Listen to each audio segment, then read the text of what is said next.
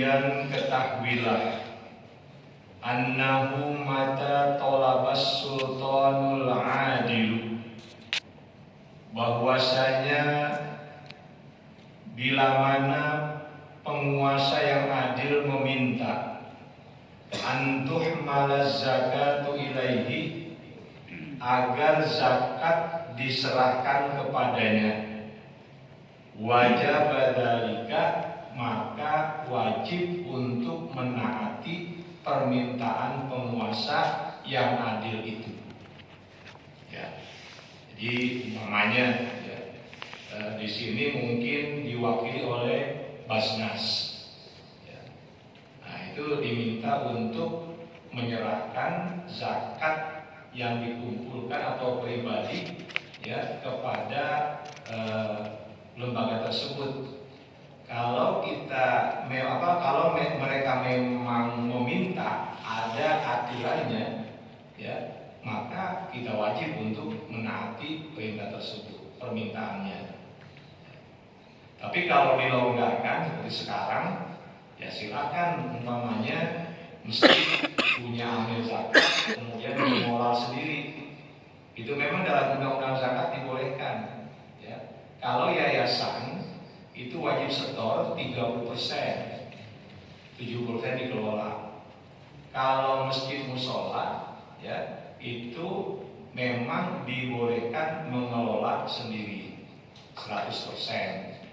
Umpamanya di sini Masjid Al Jihad punya yang namanya lembaga amil zakat, ya, itu mengambil zakat dari jamaah, dari masyarakat, kemudian oleh amilin dikelola. Itu memang 100%, ya, tidak ada kewajiban untuk disetorkan ke Basnas seperti itu. Jadi ada kelonggaran, ada kelonggaran. Wa bari'at zimmatul muzaki bidafiha ilaihi, dan tanggungan jaminan orang yang mengeluarkan zakat itu menjadi terlepas, ya, bari'at, bebas, terbebas, bidafiha ilaihi, dengan sebab menyerahkan zakat kepada penguasa yang adil. Ya, artinya apa? Dia udah serahkan nih zakatnya kepada penguasa, sudah selesai. Ya, kenapa? Nanti yang bertanggung jawab itu penguasa. Jadi zimmatul muzaki, ya, jaminan orang yang mengeluarkan zakat terkait dengan penyerahan kepada mustahik itu udah nggak ada lagi. Ya, dialihkan kepada penguasa atau lembaga yang memang bertugas di bidang itu, ya, bidang zakat. Wa kanatil uhdatu 'ala sultani fit tafriqi, dan tanggung jawab, ya, dalam pendistribusian zakat tersebut menjadi tanggung jawab penguasa. Jadi yang mengeluarkan zakat nggak usah mikirin lagi, ya. Ya kalau di sini umpamanya karena kita memang mengelola sendiri, berarti apa?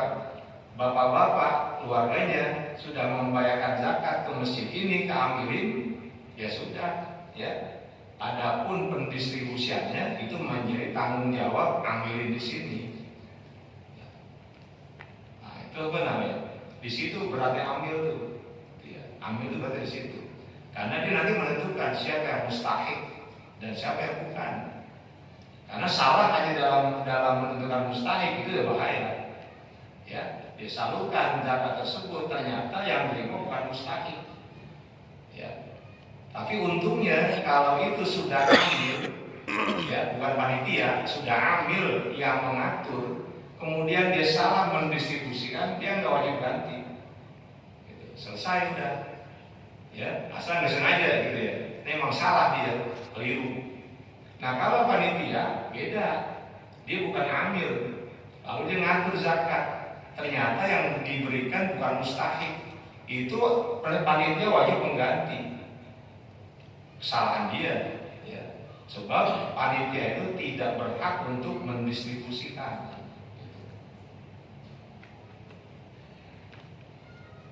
Wa kadzalika kadzalika idza talaba as-sultanul ladzi laisa bi'adilin.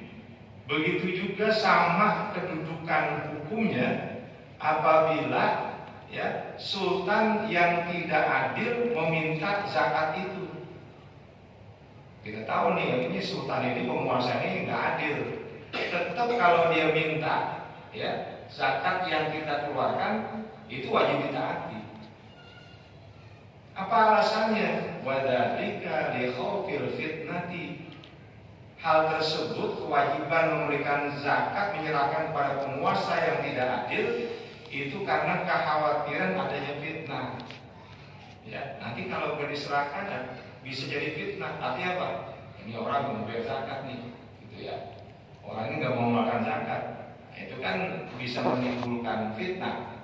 Ya, maka kalau memang sultan yang nggak adil minta ya udah kasih aja. Waftirakil kalimati, dan untuk apa khawatir terjadi iftirakil kalimat, perbedaan ya perpecahan dalam memahami agama. Jadi ada hal yang kurang bagus, terjadi fitnah bagi muzaki. Liman amarallahu bitafriqiz zakati alaihim fi kitabihi wa wal madhkuruna fi qouli ta'ala innamas shadaqatu lil fuqara'i wal masakin. Dan jika penguasa mendistribusikan zakat kepada selain orang yang Allah perintahkan dalam pendistribusian zakat kepada mereka di dalam Al-Quran, yaitu yang tersebut mereka itu di dalam firman Allah Ta'ala innamas shadaqatu lil fuqara'i wal masakin ila akhir ayat. Ya. Jadi kalau penguasa sudah melakukan penguasa tidak melakukan pendistribusian zakat ya sesuai dengan Al-Quran, bahwa zakat itu diserahkan kepada 8 asnaf, itu enggak dilakukan ya. Bagaimana? Athima ithman aziman, maka penguasa tersebut mendapatkan dosa yang besar. Ya. Itu dalam ayat perintah 8 asnaf. Dari takuna tuhrotan lil ghani. Dan sesungguhnya Allah mewajibkan berzakat agar takuna tuhrotan lil ghani ya, untuk menyucikan bagi orang yang kaya. Ya kan, harta itu ketika dizakati, ya di zakatnya, itu harta jadi bersih. Ya. Jadi fungsi yang pertama tuhrotan lil ghani. Jadi zakat itu akan mensucikan hartanya orang kaya. Makanya kemarin saya katakan kalau umpama zakat mal zakat tijarah yang udah sampai setahun dan sampai nisabnya, nah itu kan kalau dia tidak keluarkan 2,5%, berarti apa? 2,5% itu nyampur kepada 97,5% hartanya. Akibatnya apa? Semua jadi haram. 100% jadi haram. Karena bercampur dengan hak milik orang lain. Ya, kemarin saya ngomong kayak gelas ini kan, ini air yang suci gitu. Tapi ketika sudah diteteskan najis, kan jadi haram semua, nggak bisa dikonsumsi.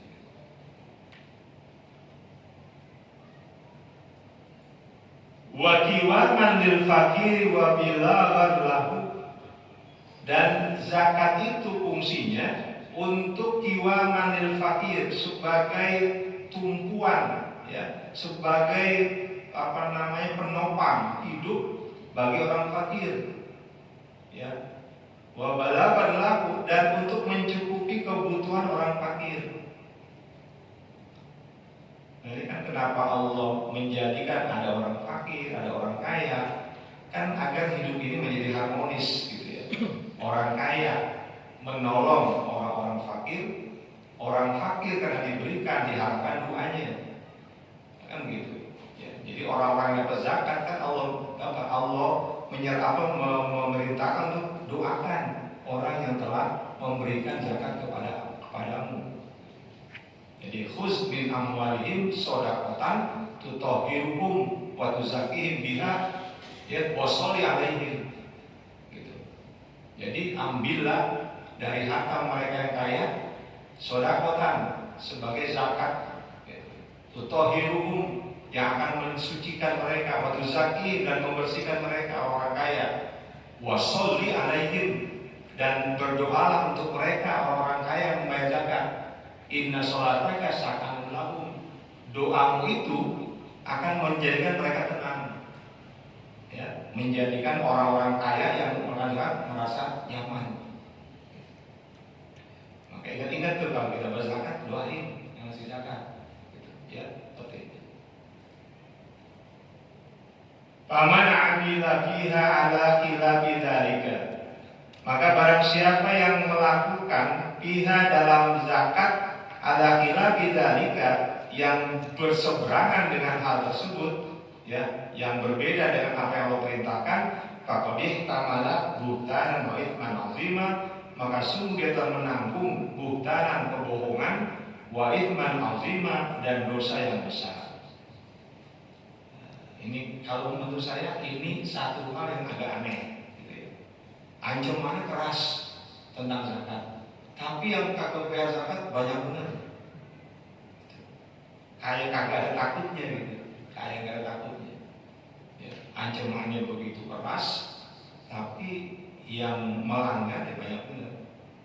Ya ada orang yang salah satu saudara rajin gitu ya, dia pernah ibadah haji, mungkin dia puasa juga rajin, tapi ketika berhadapan zakat, di sini yang Nabi katakan wahan kan ya, yang nanti di akhir zaman itu ini yang penyakit yang paling berbahaya wahan itu. Apa hubbu dunia, ya, wakarah itu maut, ya, cinta pada dunia dan nggak suka dengan kematian. Ya. Jadi kalau ada orang udah terjebak dengan hubbu dunia ya susah. Wa idza akhadha zakata as-sultanu zalimu wa wada'aha fi ghairi mawdi'iha. Dan apabila sultan yang zalim mengambil zakat dan meletakkannya, maksudnya menyalurkannya fi ghairi mawdi'iha pada bukan tempatnya, wa samahat nafsul muzakki bi tafriqi zakatin thaniyatin ala mustahiqina. Kemudian ya jiwa si muzaki tadi itu samahat, toleran, memaklumi. Ya udahlah gitu ya. Dia tahu nih ini penguasa yang zalim ngaturnya kan bener nih. Ya. Kemudian nafsu muzaki, dirinya si muzaki tadi orang yang wajib zakat, dia samahat. Ya, artinya apa? Berbesar hati. Apa? Udahlah biarin. Betul ya. Bitafriqi zakatin dzaniyatin ala mustahiqina, di mana orang yang berzakat ini ketika tahu zakatnya yang dibayarkan kepada penguasa itu enggak benar aturannya, dia mendistribusikan zakat yang kedua kepada mustahiqin. Udah, saya zakat lagi aja. Ya. Nah, saya aja yang bayar ini, itu mulai dia. Saya serahkan nih si ini zakat ya. Adapun yang diserahkan pada penguasa yang tadi enggak adil, ya udah. Ya. Jadi dia toleran aja gitu. Karena dari keakwata lahu wa abdullah, hal tersebut ya bagi muzaki itu lebih hati-hati, artinya lebih bersikap hati-hati, wa abdullah dan lebih utama, ya, lebih utama daripada dia protes tuh pada penguasa yang memang kagak adil, ada gitu ya. Lebih baik saya kembali zakat lagi. Ini kata Al-Habib Abdul Al-Haddad itu lebih ikhtiar, ya, lebih menjaga diri kita dan lebih utama. Walaysa dzalika biwajibin, tapi hal semacam itu dengan zakat yang kedua itu hukumnya nggak wajib. Jadi ketika udah zakat pertama penyaluran yang benar, kewajiban udah hilang. Kan tadi apa? Limmatul muzaki itu udah pindah kepada penguasa. Jadi tanggungan si muzaki tadi sudah dipindah alihkan kepada penguasa. Ketika penguasa tidak ada dalam pendistribusian, itu urusan dia udah.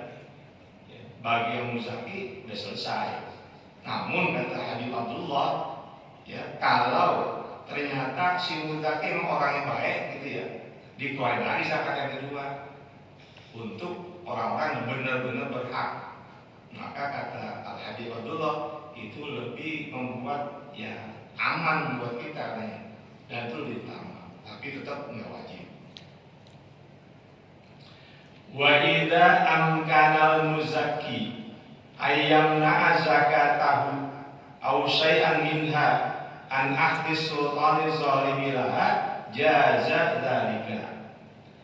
Dan apabila memungkinkan bagi orang yang mengeluarkan zakat ayyamna zakatahu untuk mencegah ya semua zakatnya au syai'an minha atau sebagian dari zakatnya an akhzi sultani dari pengambilan oleh sultan az-zalimi yang zalim ya laha terhadap harta zakat jaza dalika boleh.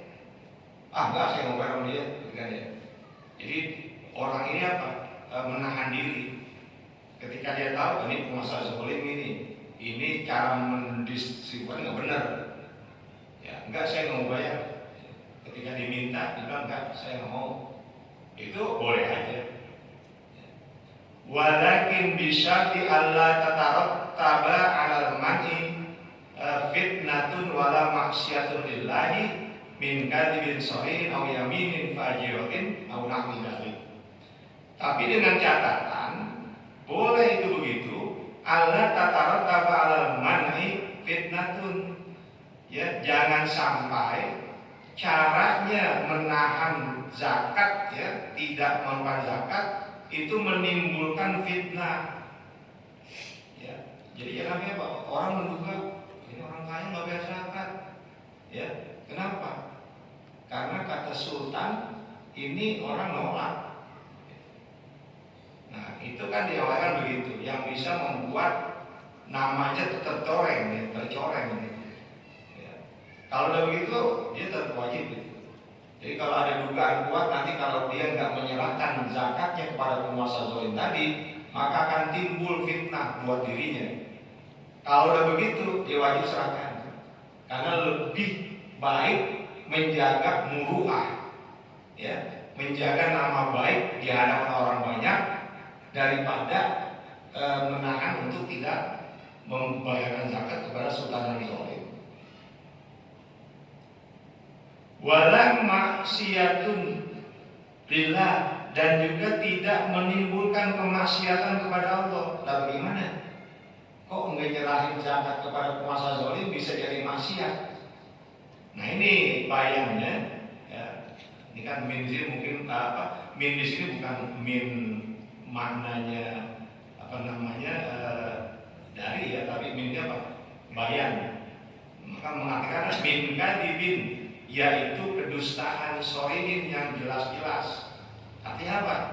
Dia ini tidak mau mengeluarkan zakat, tidak mau menyerahkan zakatnya kepada penguasa yang zalim karena sebetulnya cuma dia ogah berzakat aja, berdalih aja, ya, dengan kadibin shorihin, dengan dusta yang benar-benar jelas dia dusta. Kenapa? Ya, padahal dia itu tidak mau menyerahkan zakat kepada penguasa yang zalim, memang agak mau bayar zakat. Jadi alasan aja, enggak saya cuma ya nggak mau tuh zakat selain kepada penguasa itu yang zalim. Ternyata dia nggak bayar zakat. Ya, gitu. Namanya kemaksiatan. Au yaminin fajiratin, atau sumpah palsu. Ya, sehingga dia apa?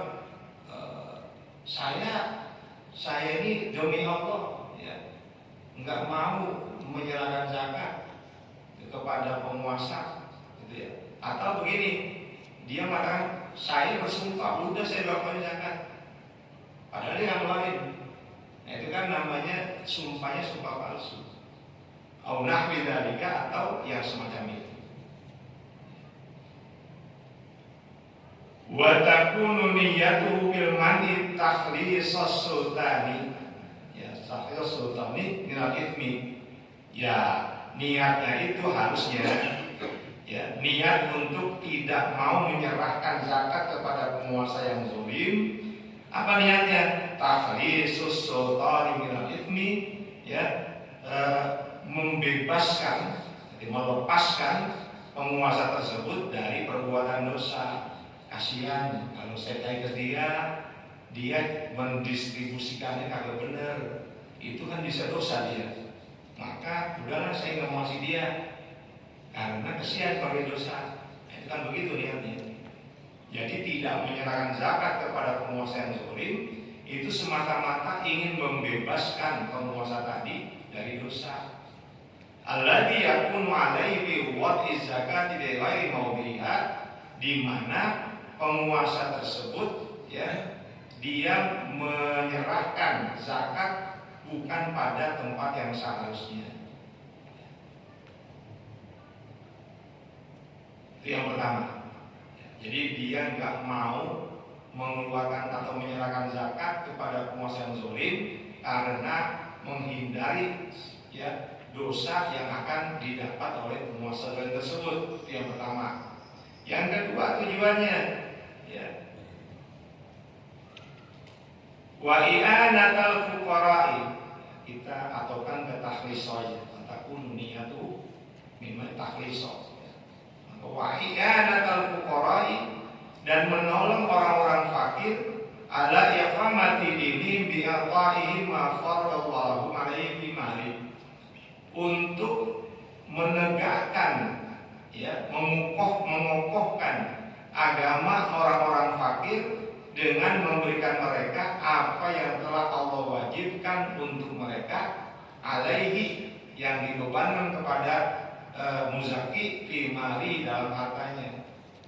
Ya, jadi tujuannya itu bukan yang lain, bukan ingin agar kagak bayar zakat, gitu ya. Tapi memang tujuannya seperti itu. Jadi dia mau apa? Udahlah, saya serahkan aja pada fakir miskin, ya, agar mereka itu kuat agamanya, ya, terhindar dari rayuan-rayuan orang-orang yang ingin orang fakir itu pindah agama, kan begitu, ya. Kan kata Nabi apa? Kadal fakru ayakuna kufron, ya, nyaris kefakiran itu ya menjadikan orang jadi kafir, kan tipis banget itu. Kan udah banyak terbukti orang-orang yang fakir itu ya, mereka sering dirayu dengan pemberian agar melepaskan akidah Islamnya. Dan itu banyak ya, banyak sekali. Dulu ingat waktu zaman saya masih kuliah itu, ketika riset itu ada di daerah Kerawang, satu kampung, nggak tahu satu kampung yang miskin diberikan fasilitas ya, sembako berikan penuh, kemudian di sana aja itu daerah pinggiran itu dibangun apa? Jalan raya, jalan untuk apa namanya, akses mereka keluar masuk. Itu betul-betul sekampung itu, ya, satu kampung pindah agama. Kan kalau yang begini yang salah siapa? Yang salah ya kita sebetulnya. Ya. Dulu ingat waktu ngomong wal infaqu fi wujuhil birri wal khairi ibtigha'a marratillahi wa thawabi wa amma shadaqatu tatawwu'i, dan adapun sedekah sunnah, wal infaqu, dan infak, fi wujuhil birri wal khairi, pada jalan-jalan kebajikan dan kebaikan, ibtigha'a marratillahi, semata-mata karena mengharapkan ridho Allah, wa thawabihi, dan mengharapkan pahala dari Allah. Ini memang gak wajib. Ya, kalau tadi kan wajib ya. Zakat itu kan pemaksaan. Karena Allah itu memerintahkan dengan bahasa yang tegas, khuz min amwalihim, ambil harta mereka. Ya, jadi ini namanya zakat tuh pemaksaan. Makanya ketika Nabi meninggal dunia, ya, kemudian Sayyidina Abu Bakar menggantikannya, lalu ada beberapa kabilah yang mengatakan zakat sudah selesai, karena mereka beranggapan zakat itu buat Rasul yang meninggal. Nah, kemudian apa? Sayyidina Abu Bakar mengatakan perangi mereka, ya, perangi mereka. Sayyidina Umar yang orang keras yang begitu rupa, justru berbeda pendapat. Kata Sayyidina Umar, nggak usah diperangi, cuma karena mereka nggak bayar zakat aja. Kata saya, emang nggak bisa. Kalau mereka tidak sholat, itu kan nggak ada perintah Allah untuk memerangi. Mereka nggak puasa, nggak ada perintah itu. Mereka nggak haji, nggak ada. Tapi ketika zakat, kenapa? Zakat berkaitan dengan nasib orang lain, ya, dengan nasib orang-orang yang 8 asal tadi. Apalagi pokok masakin nomor 1 kan, pokok masakin. Inilah keadilan, ya, keadilan Islam itu begitu. Ya. Jadi nggak bisa kalau orang nggak sholat, yang lain nggak rugi, gitu. Artinya nggak ada masalah. Orang nggak puasa, yang lain nggak rugi. Orang nggak haji berapa mampu, orang lain nggak rugi. Tapi ketika orang kaya tidak berzakat, berapa banyak orang-orang fuqara masakin yang tidak mendapatkan haknya. Gitu, ya. Nah ini sedekah tatawwu ini memang nggak wajib. Di sedekah itu apa sih mana sedekah secara bahasa? Mayyu'ta ala wajhi taqarrubi ila Allah Ta'ala. Sesuatu yang diberikan, dikeluarkan, ya, ala wajhi taqarrub ila Allah Ta'ala, demi untuk tujuan mendekatkan diri pada Allah Ta'ala, ya. La ala wajhil mukarramah, bukan untuk tujuan dimuliakan. Jadi sedekah itu, ya, itu memang satu pemberian yang tujuannya untuk mendekatkan diri kepada Allah, bukan untuk dihormati. Ya, ada orang dermawan, ngasih ya, sekian banyak bantuan. Itu kalau dia niat al-mukarram, dihormati, masalah. Tapi semata-mata taqarrub ila Allah. Ayat 10 dalam makna zakat wa sedekah tatawwu, maka masuk dalam makna ini adalah zakat dan sedekah sunnah. Mobil istilah, dalam istilah tamlikun bil hayati Bilai aywadin ala wajil qurbati Allah Ta'ala. Menurut istilah, ya, menurut terminologi, ya, yang namanya sedekah adalah pemindahan kepemilikan di saat masih hidup tanpa mengharapkan ganti, ya, semata-mata itu untuk dekat kepada Allah Ta'ala. Ini itu begitu pengertiannya. Apa yang saya bahas ini, bacaannya, penerjemahannya dan penjelasannya semata-mata karena keterbatasan kemampuan saya. Mungkin ada yang tidak sesuai dengan maksud musannif saya pengarang kitab ini. Wallahu a'lam bishawab.